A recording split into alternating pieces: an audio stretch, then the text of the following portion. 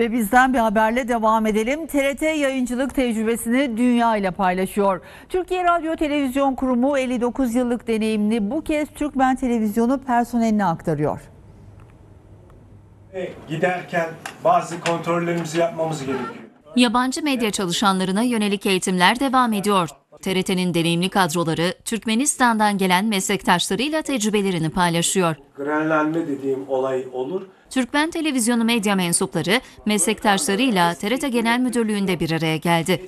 21 Temmuz'a kadar sürecek eğitimde yeni medya, video çekim teknikleri, haber üretiminin aşamaları ve animasyon alanlarındaki eğitimlere 11 medya mensubu katılıyor. Küçük kamerayla çalışacağı zaman Uygulamalı medya eğitimleri 2022'nin Kasım ayından bu yana gerçekleştiriliyor.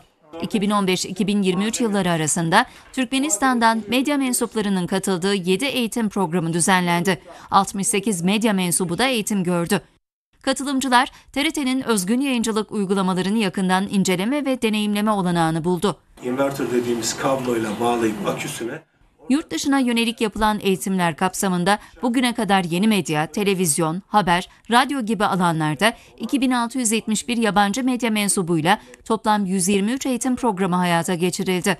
Bugüne kadar 114 ülkeye yönelik eğitimlerle yayıncılık temelinde yeni işbirliği olanaklarının geliştirilmesi amaçlanıyor. Mutlaka TRT Haber'in internet sitesi olsun.